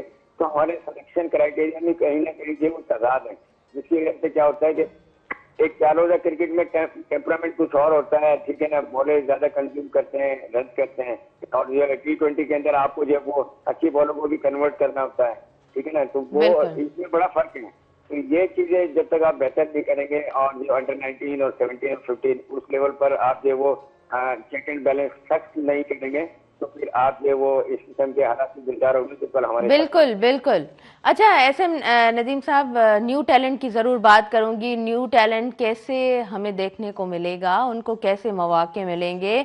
और मैं पूरे पाकिस्तान के सूबों की बात कर रही हूँ, मैं सिंध की भी बात कर रही हूँ, मैं केपी के भी की भी बात कर रही हूँ, मैं बलूचिस्तान की भी बात कर रही हूँ, उसी तरह मैं पंजाब की भी बात कर रही हूँ। देखिए टैलेंट बिल्कुल हमारे यहाँ पाकिस्तान में बहुत टैलेंट मौजूद है। मैं बता रहा हूँ कि लाखों के तादाद में जो बच्चे को क्रिकेट को खेलते हैं, ठीक है ना। फॉलो करने वाले तो और ज्यादा होंगे और देखने वाले भी और ज्यादा होंगे, लेकिन जो खेलते हैं डेली, अच्छा फिर उसमें हमारे यहाँ कोई प्रॉपर मैकेनिज्म नहीं है। अब हैदराबाद को देख लें, न्याजी स्टेडियम उजाड़ दिया बांध पड़ा हुआ है, वहाँ कोई पुराने हाल ही नहीं है न्याजी स्टेडियम को जो उसको रेनोवेट करें। अच्छा फिर वहाँ जब आपके पास ग्राउंड नहीं होंगे, ठीक है ना। देखें अगर किसी भी खेल को खेलने के लिए सबसे पहले तो आपको उस लेवल के ग्राउंड मुहैया होने चाहिए जिस लेवल पर आपने जाकर खेलना है, ठीक है। अब हमारे यहाँ सीमेंटेड पर खेल लेते हैं या खड्डों में कोई ऐसी जगह पर कोई पिच बना ली, ठीक है, अनइवन सरफेस होता है, तो वो बच्चे उस जगह पर खेल लेते हैं। तो वो जब अच्छे लेवल पर जाते हैं तो फिर उनकी परफॉर्मेंस में फर्क आता है। तो आप ऐसे ग्राउंड मुहैया करें, ऐसे जो ऑफिसर दें जिसकी वजह से जो है वो बच्चे जो है वो चीजें सीखें, मतलब एक प्रॉपर जो कहते हैं क्रिकेट वो उनके जो वो उनको देखने को मिले, खेलने को मिले, तो समझने को मिले। तो हमारे यहाँ इन चीजों का बड़ा सुधार है, ग्राउंड का, ठीक है, फैसिलिटीज का। फिर मुआशी तौर पे भी जो है आप देखें लास्ट से लास्ट ईयर अगर आप चले जाएं 2 साल पहले, तो सीनियर डिस्ट्रिक्ट के अंदर 2 या 3 हजार रुपए जो वो डेली दिया करते थे प्लेयर्स को सीनियर डिस्ट्रिक्ट के टूर्नामेंट। अब जो लास्ट ईयर जो दिए वो 1,000 रुपए दिए, यानी कि पीसीबी तो अमीर हो रहा है लेकिन बच्चे गरीब हो रहे हैं। तो ये इस किस्म की चीजें जो हो रही है, आप बच्चों को फैसिलिटेट करें, उनके एजुकेशन का भी खर्चा होता है। एक एक बैट जो है 1-1 लाख रुपए का बैट है, अच्छा बैट, ठीक है। अगर आप स्पाइक्स से चले जाए 35-40 हजार का स्पाइक्स होता है, हेलमेट है, ग्लव्स है, काफी चीजें होती हैं। तो ये कहाँ से अफोर्ड करेंगे। फिर कुछ बच्चे जो है वो अब मैं देखें ये जो अभी पीसीबी टैलेंट हंट जो चल रहा है, जिससे ट्रायल हो रहे हैं, आखिर जावेद और दिनेश जिया साहब ले रहे हैं, ये अच्छा एग्जाम है मेरी नजर में, तो अच्छा है। लेकिन ज्यादातर बच्चों से मैंने पूछा, उनका माइंड ये है कि सब पहले से ही जो है ना वो सिलेक्शन हुई भी होती है और उनको नाम दे दिए जाते हैं। तो मतलब इस टाइप का कॉन्सेप्ट जब बच्चों के जहन में है तो फिर वो क्या ट्रायल देने जाएंगे, तो वो ट्रायल देने नहीं जाते। तो इन चीजों को बेहतर करने की जरूरत है, तो फिर आपको टैलेंट ही टैलेंट मिलेगा। हमारे पास बॉलर्स भी अच्छे हैं, बैटर्स भी अच्छे हैं, ठीक है ना, और जो फील्डर्स और कीपर्स भी अच्छे हैं। लेकिन सिर्फ जरूरत है मेरिट पर फैसले करने की, अच्छा काम करने की। देखिए आपकी नीयत, आपकी इंटेंशन नजर आती है जब आप खेल रहे होते हैं या काम कर रहे होते हैं, तो वो नजर भी आनी चाहिए कि भाई आप जो वो ऑनेस्टी में काम करें या मेरिट पर फैसले करें, तो फिर आपको जो वो अच्छे प्लेयर्स में नजर आएंगे। और प्लेयर हैं, सिर्फ क्या है कि काम करने की जरूरत है।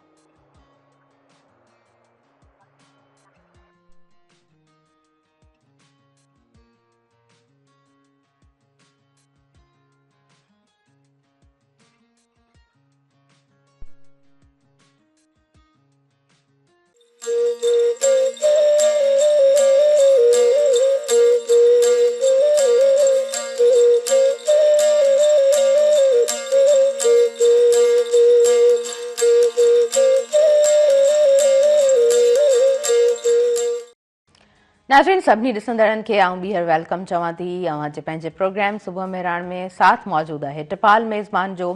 टपाल मेज़बान सिंध जी पहिरियों नंबर जा आहिनि।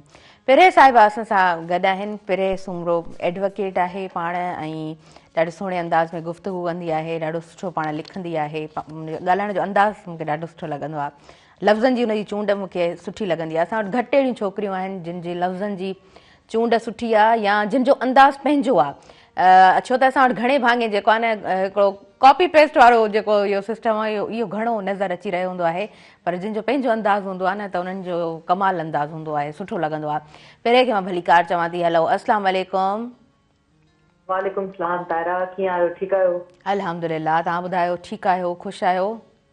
मां बिल्कुलु ठीकु, ज़बरदस्त माशाल्लाह ज़बरदस्त। पिरे मौसम सुठी आहे, नॉर्मल मौसम आहे, बहार जी मौसम आहे, ऐं बहार जी मुंद में असांखे सियारे में बहार में थधा ॾींहं थधियूं रातियूं नसीब थियनि थियूं, त घणा असांखे जेको आहे सो फेस्टिवल्स, गैदरिंग्स, मीटअप्स सभु नज़र अची रहिया आहिनि। अहिड़ी आहे जो फितरी तौर ते हर इंसान जी पसंदीदा मुंद थिए थी, बिल्कुलु, जंहिंमें न घणो सीउ आहे न घणी गर्मी आहे, ऐं रोज़मर्रा जे कमकार में माण्हू इंजॉय करे थो।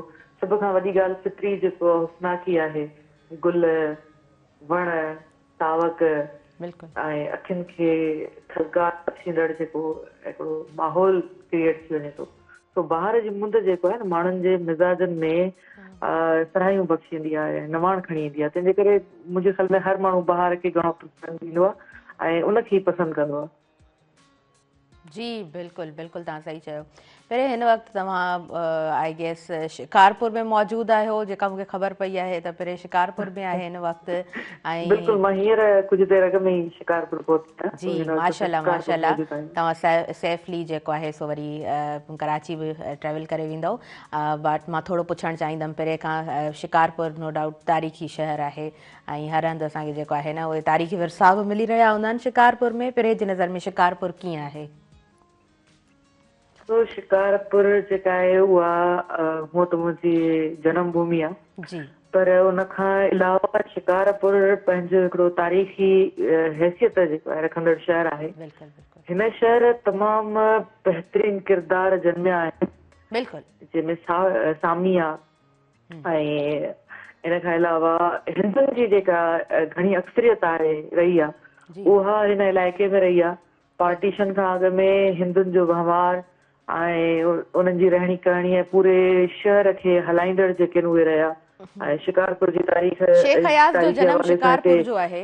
इहा ॻाल्हि ॾे ॾे मशहूरु आहे त हिते सांझीअ वेल अतरनि जी छिणकार थींदी हुई ऐं गुलनि जी वर्खा थींदी हुई ऐं बगियुनि ते माण्हू जेके उहे शाही बाग ॾांहुं रुख कंदा ऐं मुख़्तलिफ़ ॿियनि पार्क ऐं बाज़ारनि ॾांहुं। चवण जो मतिलबु त हिते माहौल कंजेस्टेड न हूंदो हुयो, हर कंहिंखे घुमण फिरण जी आज़ादी हूंदी, पंहिंजे शहर जी हुस्नाकिन खे परखण जी पसण जी आज़ादी हूंदी हुई ऐं मर्द औरत जे हिते का अहिड़ी पाबंदी न हूंदी हुई त औरत आहे त सिर्फ़ु घर ताईं महदूद रहे ऐं फितरी हुस्नाकिन खां जेको आहे उहा परे रहे, शहर जी ख़ूबसूरती खे पसण खां परे रहे, या मर्द आहे त उहो सिर्फ़ु ॿाहिरि हुजे। खाधनि जे हवाले सां बि जेकॾहिं ॻाल्हि कजे त शिकारपुर जेको आहे पंहिंजे यूनिक खाधे जी टेस्ट ऐं खाधनि जे स्टाइल जे करे बि तमामु घणी मशहूरु आहे। ऐं पार्टीशन खां पोइ बि हिंदू हिते रहनि कनि था, पर पहिरियां वारी जेका हिकिड़ी सूंहं ख़ूबसूरती ऐं जेको ओज हुयो हिन वक़्तु उहो नज़र नथो अचे ऐं केतिरे ई वक़्त खां उहो डावाडोल नज़र अचे थो। ॿियो त केतिरनि ई सियासी असर रसूख़ रखंदड़ माण्हुनि जे तरफ़ां हिन शहर खे हिकिड़ो कतलगाह बणायो वियो आहे, अहिड़ो मैदान जिते रोज़ कतलाम थियनि था। धाड़ियल कल्चर जेको आहे इंट्रोड्यूस आसे पासे जे इलाइक़नि में ऐं माण्हू घरनि ताईं महदूद थी विया आहिनि ऐं ख़ौफ़ हिरास आहे जेको पाण खे इंतिहाई तकलीफ़ पहुचाईंदो आहे। त के तारीख़ी शख़्स सां जंहिंजी असांखे तारीख़ पढ़ियल हुजे या उनजी हुस्नाकिन खां असांजा जेके वॾड़ा आहिनि जेके उहे बयानु कंदा आहिनि पंहिंजे लफ़्ज़नि में शिकारपुर जे तारीख़ खे ऐं उनजे वहिंवार खे ऐं हर पासे खे, उहा शइ पाण खे ॾिसण लाइ हींअर नथी मिले पई।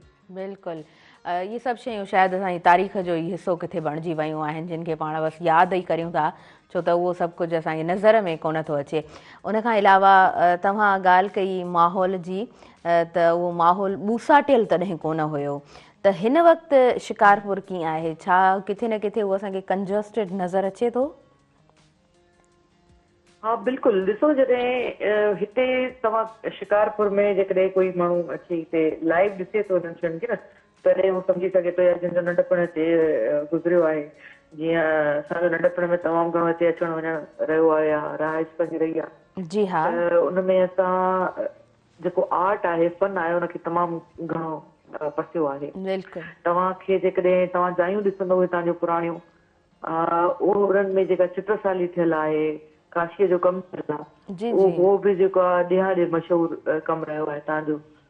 माण्हू पंहिंजे दरवाज़नि ते काशीअ जो कमु कराइण खे तमामु घणी अहमियत ॾींदा हुआ ऐं काठीअ जूं जेके जॻहूं ठहियल, काठीअ जूं हवेलियूं ठहियल, ॾाकण काठीअ जी, भितियूं काठीअ जूं, इहो हिन वक़्तु त फैशन में इन रहियो आहे तमामु घणो।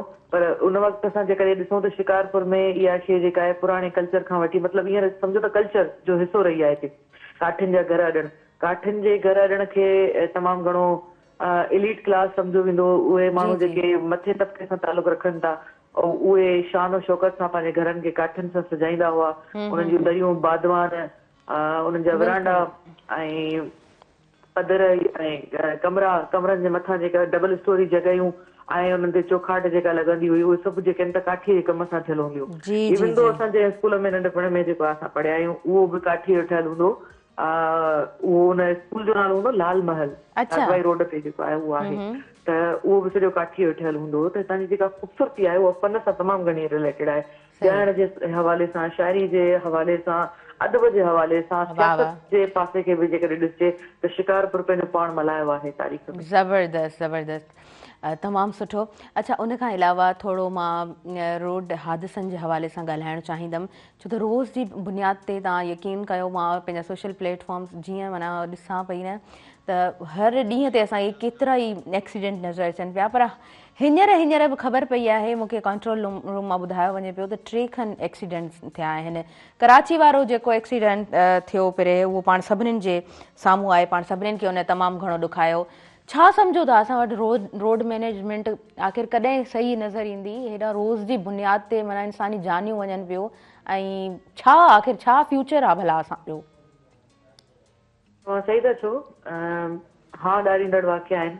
बिल्कुलु सम्झो त पाण सोशल मीडिया ते ॾिसी ऐं पढ़ी बि नथा सघूं। कराची जे हवाले सां जेका तव्हां ॻाल्हि कयो था, जी हा, उन ॾींहुं जेको हादसो पेश आयो आहे, यकीन कयो मां सोशल मीडिया ते उहो ॾिसी कोन सघियसि न पढ़ी सघियसि। एग्ज़ैक्टली। ऐं अहिड़ो ई हिकिड़ो वाक़ियो कुझु साल अॻु में इन ई रोड ते मुंहिंजी दोस्त जे घर में थियो, जंहिंजे 7 भाती हिकु ई एक्सीडेंट में ईअं मतिलबु उहे अजल जो शिकार थिया।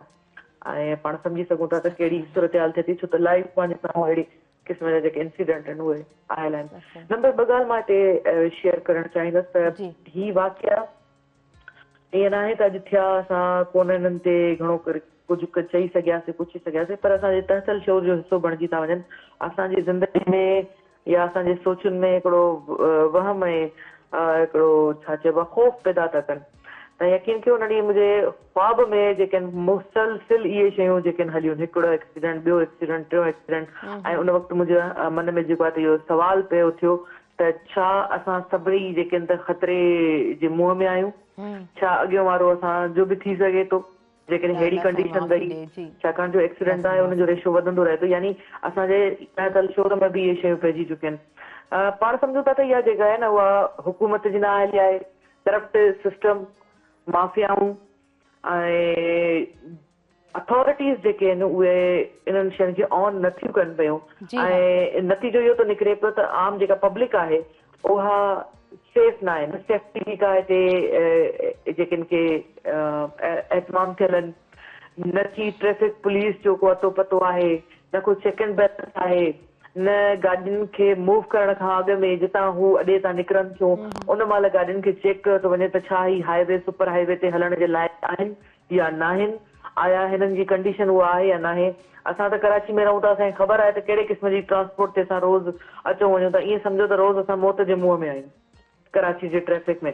कराची जी ट्रैफिक ॾाढी बुरी आहे। नेशनल हाईवे ते अहिड़े क़िस्म जूं गाॾियूं हलनि थियूं ऐं पोइ एक्सीडेंट थियनि था या रॉन्ग वे वठिजनि था, रोड ते के बि निशानियूं या तरफ़ न आहिनि उन ते मेंशन थियल, जंहिंजे करे बि अहिड़े क़िस्म जा जेके हादसा पेश अचनि था पिया, सेफ्टी टूल्स न हुअण जे करे, गाॾियुनि जी मरम्मत न हुअण जे करे, ऐं लॉन्ग टर्म जेके हिकिड़ियूं इंजन हलनि थियूं, मशीनरी आहे न, मशीनरी खे जेकॾहिं चेक न कबो त हू जेको आहे केॾी महिल बि धोखो ॾेई सघे थी, ऐं पोइ लाज़मी आहे हिननि मशीनुनि ते इंसानी जानियूं घुमनि थियूं ऐं पोइ उहे अजल जो शिकार थियनि थियूं। बिल्कुलु ईअं ई आहे। ॿियो त असां वटि जेको ही रॉन्ग वे वठी गाॾियूं वञनि थियूं उते असांखे कुझु बि मैनेजमेंट असांखे नज़र कोन अची रही हूंदी आहे, भत्ताखोरियूं आहिनि अॻियां जेकॾहिं पर्सनली ट्रैफिक डिपार्टमेंट्स जो कमु आहे न त जेकॾहिं का गाॾी रॉन्ग वे वठे थी त छो थी वठे, बिल्कुलु जेकॾहिं वठे थी त कैमराऊं या अहिड़ो को सिस्टम छो न आहे जंहिं ते उन्हनि खे पकड़ियो वञे, जी हा, अलर्ट थिए। जदीद टेक्नोलॉजी वारे दौर में असां दाख़िल थी चुका आहियूं, केतिरी बजट सिंध हुकूमत वटि अचे थी, उहा केॾां थी वञे, जेकॾहिं उहा इंसानी सेफ्टीअ लाइ कतब न ईंदी त पोइ छाजे लाइ ईंदी? तव्हां सही पिया चओ। पहिरें मुंहिंजो पर्सनल एक्सपीरियंस तव्हां सभिनीनि जो, पाण सभिनीनि जो रहियो आहे त पाण जॾहिं कराची वञी रहिया हूंदा आहियूं ऐं टोल जॾहिं असांखे उहे पैसा न भरणा हूंदा आहिनि जिन माण्हुनि खे, त पोइ उहो जेको आहे सो पासे वारो रोड वठी ऐं शॉर्टकट हणी हलिया वेंदा आहिनि त इहे 2 रुपया बि असांजा बची पवनि। उन 2 रुपयनि जे चकर में असां केतिरो नुक़सानु करे वेहंदा आहियूं, इन शइ जो को ख़्यालु, को अंदाज़ो असांखे कोन हूंदो आहे। बिल्कुलु बि न आहे। तव्हां जेका ॻाल्हि कयो था न लाइन वारी कोचिस, जी हा, जी हा, सुजुकीज़ वग़ैरह, इन्हनि जो जेको रोड ते हलणु आहे न उहो ख़तरो आहे, यानी मौत का कुआं असां नंढपण में ॾिसंदा हुआसीं, मीना बाज़ारुनि में लॻंदा हुआ, जी त हाँ, उहो मौत जे कुएं में रोड ते ॼण माण्हू जेको आहे हले थो पियो उन कुएं बिल्कुलु में पइजी करे। बिल्कुलु ईअं ई आहे, ईअं ई आहे। अच्छा, उन खां अलावा असां वटि ज़ाहिरी ॻाल्हि आहे, अॼु बि आउं ॾिसां पई त पेट्रोल 5 रुपया वधियो आहे ऐं डीज़ल 7 रुपया वधियो आहे। ऐं जॾहिं वधंदो आहे त हिकदमि वधंदो आहे। ऐं प्रोग्राम में बि इहा ॻाल्हि कई पई त जॾहिं घटिजे थो त असांखे ख़बर पवंदी आहे त रुपयो घटिजो आहे, वधे थो त 5-8 रुपया 10 रुपया वधी थो वञे। पर उन ई तरह असांखे मोटर बाइक्स बि नज़र अची रहियूं हूंदियूं आहिनि, व्हीकल्स बि नज़र अची रहियूं हूंदियूं आहिनि, माण्हू पंहिंजी टैंकीस फुल कराए रहिया हूंदा आहिनि, भराए रहिया हूंदा आहिनि, माना कंहिंखे को फ़र्क़ु कोन थो पवे। ॾाढा फ़र्क़ु पवे थो। पाण लोकल ट्रांसपोर्ट ते सफ़र कंदड़ आहियूं जी जी ऐं डेली पाण जी जेका अच वञ आहे हिन लोकल ट्रांसपोर्ट ते किरायनि जी जेका वाध आहे जी हा उहा ॾींहों ॾींहुं वधंदी वञे थी, जंहिंजे करे रोज़मर्रा जा जेके कम आहिनि उहे मुतासिर था थियनि, सही, छाकाणि जो पंहिंजी इनकम ओतिरी आहे ऐं महांगाई ॾींहों ॾींहुं वधे थी। महांगाई सिर्फ़ु आम पेट्रोल माण्हू में ते नथी फ़र्क़ु वधे, पवे थो जी, पेट्रोल सां जेके रिलेटेड शयूं आहिनि, कार्गो वग़ैरह थियंदियूं, उन्हनि में बि टैक्सिस में उहे इज़ाफ़ो थिए क़ीमत थो, जेका कस्टमर खां कढी वेंदी आहे, यानी असां खां सार्फिन खां, बिल्कुलु ऐं डायरेक्ट इनडायरेक्ट असां मुतासिर थियूं था हिननि में, छो त आमदनी असांजी उते ई बीठी आहे ऐं जेका महांगाई आहे उहा रोज़ वधे थी पई, हुनजो सही सही अल्टरनेट कुझु बि नथो नज़र अचे। बिल्कुलु, पहिरें ईअं खणी चऊं त आम माण्हूअ खे त फ़र्क़ु पवे थो, पर उहो वरी इलीट क्लास वारो जेको तबिको आहे हुनखे कंहिं बि मामले सां को बि फ़र्क़ु नथो पए, हुननि इलीट जी खे कॾहिं बि व्हीकल्स फ़र्क़ु न पवंदो ताहिरा, जी, छाकाणि जो इलीट क्लास पलजे ई लोअर क्लास जी महिनत सां थो। यानी मज़दूर जेकॾहिं फैक्ट्रियुनि में 24 कलाक मज़दूरी करे थो ऐं को प्रोडक्ट तयारु करे थो त उहो हुनखे पाइण या वापराइण लाइ नथो मिले, जी हा, उनजो फ़ाइदो इलीट क्लास थो वठे पियो, जेको चुप करे वेठो आहे, अयाशी थो करे। बिल्कुलु बिल्कुलु। अच्छा, असां वटि हर सेक्टर में त मसइला नज़र अचनि ई था न। असां जेकॾहिं हे नौकरियुनि जी ॻाल्हि कयूं था, उहे बि विकामियो वञनि। जेको पढ़ंदड़ शागिर्द आहे, जेको कॉम्पिटेंट आहे, उहो ठीकु आहे, किथे न किथे उनजो गुज़र सफ़र त थी रहियो हूंदो आहे, रिस्क तरफ़ जी ज़ात ॾिए थी इंसान खे, पर असां वटि को बि सिस्टम किथे बि सही नज़र नथो अचे। छा सम्झो था असां वटि जेके इहे चेन्स मौजूदु आहिनि, कॾहिं इहे ब्रेक थींदियूं, कॾहिं असांजो सिस्टम जेको आहे, हिकिड़ो उमेदु हूंदी आहे न, होप हूंदो आहे, छा पिरह में उहा उमेदु आहे? ताहिरा उमेद खां सवाइ असां वटि का ॿी वाट न आहे।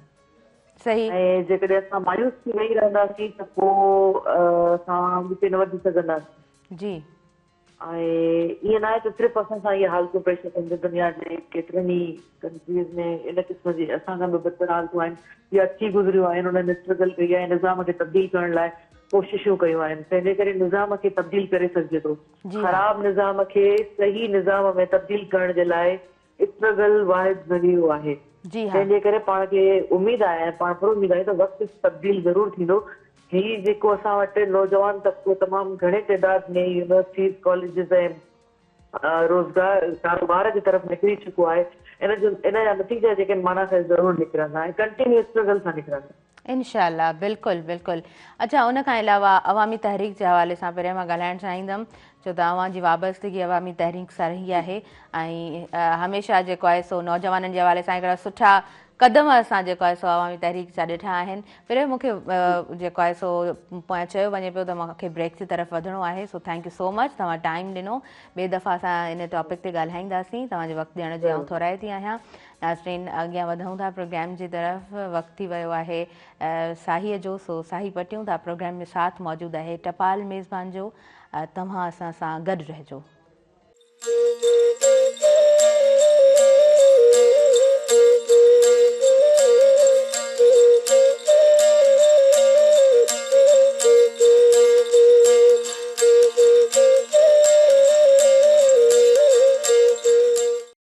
नाज़रीन, सभिनी ॾिसंदड़नि खे आउं ॿीहर भली कार चवां थी। अवांजे पंहिंजे प्रोग्राम सुबुह मेहरान में, ऐं सुबुह मेहरान सां साथ मौजूदु आहे टपाल मेज़बान जो। टपाल मेज़बान सिंध जी पहिरियों नंबर छाहे।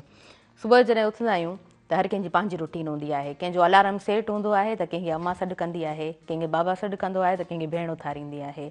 ऐं कॾहिं कॾहिं ईअं थींदो आहे त सभु को पंहिंजे कमकार सां जेकॾहिं निकिरी थो वञे, तव्हांजो अलार्म बि तव्हांजो साथ नथो ॾिए, उहो बि कोन थो वञे, त तव्हां सुता पिया हूंदा आहियो ऐं तव्हांजो जेको कमकार आहे उहो जेको आहे सो माना पूरो जो पूरो तव्हांजो जेको शेड्यूल तयारु करे रखियो अथव न, उहो डिस्टर्ब थी वेंदो आहे। लतीफ़ सरकार चयो आहे न त उहा थोरी जेका निंड हूंदी आहे न, उहा जेको आहे सो तमामु जेके असांजा मामलात हूंदा आहिनि पोइ उन्हनि खे डिस्टर्ब करे छॾींदी आहे। सो निंड करणु सुठी ॻाल्हि आहे, टाइमली उहो चयो वेंदो आहे न सुबुह जो सवेर सुम्हणु ऐं वरी सवेर उथणु। त घटि अहिड़ा माण्हू हूंदा आहिनि। मूंखे हमेशह माण्हू ईअं चवंदा आहिनि तव्हां अलाए कीअं मैनेज कंदा आहियो, टाइमली रोज़ तव्हां सुबुह में रहण प्रोग्राम में तव्हां पंहिंजे स्टूडियो में वञो था ऐं प्रोग्राम करियो था। त मां वाक़ई में सोचियुमि पिए त माना इहो कीअं मुमकिन थिए थो त रोज़ टाइमली उथिजे थो ऐं टाइमली जेको माण्हू पंहिंजो कमु करे थो। पर प्रैक्टिस में सभु शयूं हमेशह जॾहिं माण्हू जे प्रैक्टिस में हुजनि थियूं न, तव्हां स्कूल टाइमली विया हुजो, हमेशह ॿार खे तव्हां स्कूल टाइम ते मोकिलियो, उन खां पोइ मैट्रिक करण खां पोइ ॿार खे जेको गैप मिले थो तव्हां उन ॿार खे इंगेज करे छॾियो। इंस्टीट्यूट्स में किथे न किथे उनखे तव्हां जेको आहे न वांदो न विहणु ॾियो।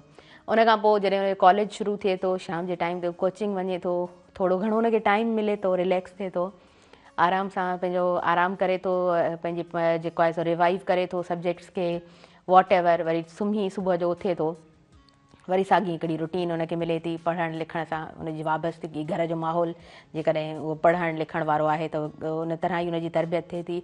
उन खां पोइ उनजी यूनिवर्सिटी शुरू थिए थी, विच में जेको गैप मिले थो तव्हां उन ॿार खे वरी बिज़ी कयो था किथे न किथे, कंहिं इंस्टीट्यूट में, कंहिं स्कूल में थोरो सुबुह टाइम उन जॉब करे वरिती या पंहिंजी कोचिंग खे उन कंटिन्यू कयो। ऐं यूनिवर्सिटी टाइम में गॾोगॾु जेकॾहिं उहो पढ़ाईंदो बि रहियो आहे, पढ़ंदो बि रहियो आहे, वरी उन खां पोइ जॾहिं वरी 4 सालनि खां पोइ तव्हां प्रैक्टिकल लाइफ में क़दम रखो था ऐं तव्हांखे प्राइवेट ई सही पर हिकिड़ी नौकिरी सां तव्हां लॻी वञो था, नंढी आहे या वॾी आहे, तव्हां वरी पंहिंजे कमकार सां लॻल आहियो, त उनखे उन ॿार खे कॾहिं जेको आहे न इन ॻाल्हि जो ख़्यालु कोन ईंदो आहे त हफ़्ते जा 7 ॾींहं मूंखे सुबुह जो सुम्हणो आहे ऐं आराम करिणो आहे ऐं जेको आहे सो बाक़ाइदे मूंखे रेस्ट हेतिरो टाइम आहे मुंहिंजो बिल्कुलु रेस्ट आहे, 6 महीना 7 महीना 8 महीना। जेकॾहिं कंहिं माण्हू जी ज़िंदगी में न सॼो हिकिड़ो सेटअप रहियो हुजे, रूटीन रहियो हुजे प्रॉपर, त उनखे इन ॻाल्हि जो बिल्कुलु बि ज़हन में को ख़्यालु कोन ईंदो आहे त मूंखे बाक़ाइदा 4 5 6 महीना रेस्ट करिणो आहे। त इहा मूंखे लॻंदो आहे इहा हिकिड़ी सुठी हैबिट आहे, सुठी आदत आहे। मॉर्निंग पर्सन हुजणु सुठो हूंदो आहे, ठीकु आहे, कॾहिं कॾहिं देरि सां बि उथंदो आहे, कॾहिं कॾहिं तव्हांजा कमकार डिस्टर्ब बि थींदा आहिनि, कॾहिं कॾहिं माण्हू टाइमली बि पंहिंजे वर्क प्लेस ते कोन पहुचंदो आहे, या तव्हांजी किथे कमिटमेंट आहे, को प्रोग्राम आहे, किथे गैदरिंग आहे, उते बि माण्हू टाइम सां कोन पहुची सघंदो आहे। पर सुठी ॻाल्हि हूंदी आहे त तव्हां कमिटेड हुजो। ऐं जेकॾहिं चई छॾियो आहे त बाबा मां 4 बजे पहुचंदुसि फलाणे प्रोग्राम में, त पोइ 4 बजे माण्हू खे पहुचणु घुरिजे। जेकॾहिं 4 बजे न त घटि में घटि 4:30 बजे ताईं त माण्हू पहुची वञे। त इहे सभु शयूं किथे न किथे यकीननि हिकिड़ी तरबियत जो हिसो हूंदियूं आहिनि। पर असां वटि हर तरफ़ मिसमैनेजमेंट हूंदी आहे, टाइम जी पंक्चुअलिटी कोन हूंदी आहे, टाइम जो ख़्यालु कोन हूंदो आहे। कॾहिं कॾहिं ईअं थींदो आहे असां महिमाननि खे ज़ाहिरी ॻाल्हि आहे असां त ॾाढो एहतरामनि दावतूं ॾींदा आहियूं, पर टाइम हेॾां होॾां थी थो वञे त कॾहिं कॾहिं महिमान बि जॉइन कोन करे सघंदा आहिनि। पर असांजी कोशिशि हूंदी आहे त लाइव कॉल जे ज़रिए असां महिमाननि खे शामिलु कयूं पंहिंजे प्रोग्राम में ऐं उन्हनि सां गुफ़्तगू कयूं। जेको बि गुफ़्तगू हूंदी आहे कोशिशि हूंदी आहे त सुहिणे अंदाज़ में असां करे सघूं ऐं ॻाल्हि जेका आहे उहा काराइती हुजे।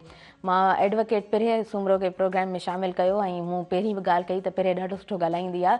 उन जे सुठे ॻाल्हाइण जे पोयां जेको हिकिड़ो कारण आहे त उहा सुठो पढ़ंदी आहे, एडवोकेसी त करे ई थी, पर गॾोगॾु जेको आहे प्रैक्टिस हुनजी पंहिंजे सब्जेक्ट ते, पंहिंजे हुन ते जॾहिं एडवोकेसी जे बारे में ॻाल्हाइजे थो त हू उन साइड ॾाढे सुठे अंदाज़ कमु कंदी आहे। पर किताबनि सां बि हुनजो चाह आहे ऐं सुठो पढ़ंदी आहे। सुठो पढ़ण वारो माण्हू यकीननि सुठो ॻाल्हाए रहियो हूंदो आहे। कुझु ॾींहं अॻु में शेर मेहराणी साहिबु सिंधी लैंग्वेज अथॉरिटी जा पाण चेयरमैन आहिनि, उहे प्रोग्राम में शामिलु हुया, त उन्हनि खां मूं हिकिड़ो सुवालु पुछियो। सुवाल मूं वटि ॾाढा हुया, जेतिरो मां सुवाल पुछी सघियमि उन्हनि सां सुठे अंदाज़ में प्रोग्राम कंडक्ट करण जी कोशिशि कई। त हिकिड़ो मूं सुवालु उन्हनि खां पुछियो त नौजवाननि खे तव्हां कीअं था ॾिसो, त उन्हनि चयो त नौजवान पढ़े घटि थो, लिखे घणो थो। त इन ॻाल्हि खे मूं रियलाइज़ कयो त वाक़ई में असां शायदि ॻाल्हायूं घणो था, पढ़ूं एतिरो कोन था, या पढ़ूं बि था त हीअ मोबाइल असां वटि आहे त ज़ाहिरी ॻाल्हि आहे कुझु न कुझु माण्हू पढ़ी रहियो हूंदो आहे, कुझु न कुझु माण्हू ॾिसंदो आहे। उन्हनि जेकॾहिं तव्हां डॉक्यूमेंट्रीज़ ॾिसो था ऐं नंढियूं नंढियूं जेके क्लिप्स हलनि थियूं, उहे कंहिं किताब ते रिव्यू थी वियो, कंहिंजी शाइरीअ ते को रिव्यू थी वियो, कंहिंजो को कालम अची वियो, कंहिं पंहिंजे कम ते ॻाल्हायो आहे, पंहिंजे किताब ते ॻाल्हायो आहे। ॾिसो इहो बि त इंसान जो मुतालियो आहे न, उहो बि त तव्हां ॿुधो था त उहे शयूं तव्हांखे जे ज़हन में फीड थी रहियूं आहिनि। तव्हां उन्हनि शयुनि खे सम्झण जी जेकॾहिं कोशिशि कई आहे, सम्झ में अचनि पियूं, त इहे सभु शयूं तव्हांजे मुताले में अचनि थियूं। तव्हां डिफरेंट डॉक्यूमेंट्रीज़ ॾिसो पिया, रुॻो पाण सिंध जी था ॻाल्हि कयूं, सिंध में मुख़्तलिफ़ दरगाहूं आहिनि ऐं असां कंहिं बि इलाइक़े में वञूं असांखे असांखे तमामु घणियूं जेको आहे सो उहे विज़िटिंग प्लेसिस मिली रहिया हूंदा आहिनि त थोरी थोरी शयूं बि तव्हां ॾिसंदा ईंदा आहियो त तव्हांखे ख़बर पवंदी आहे, तव्हांजी नॉलेज में उहा इंक्रीज़ थी रही हूंदी आहे, तव्हांजी ॼाण में वाध अची रही हूंदी आहे। सो पंहिंजे मुताले खे सुठो रखिजे, कोशिशि कजे त सुठो पढ़िजे ऐं उहो पढ़ण खां पोइ जेको माण्हू लिखंदो आहे त यकीनन उहो सुठो लिखंदो आहे। नाज़रीन, हिन वक़्तु जेको आहे तव्हां खां असां मोकिलाईंदासीं, वक़्त जूं घड़ियूं बिल्कुलु बि इजाज़त नथियूं ॾियनि। पूरे प्रोग्राम में साथ मौजूदु रहियो टपाल मेज़बान जो। टपाल मेज़बान सिंध जी पहिरियों नंबर चाहे मूंखे ॾींदो इजाज़त, मुंहिंजी इंटायर टीम खे इजाज़त ॾींदो। बसि कुझु ॾींहं ही आहिनि, पाण पोइ रमज़ान शरीफ़ जी ट्रांसमिशन जी तरफ़ अॻियां वधंदासीं ऐं पोइ वरी शाम जे टाइम ते ट्रांसमिशन में तव्हां सां गॾु हूंदासीं। पंहिंजी दुआउनि में भरपूर रखंदो यादि। अल्लाह निगहबान।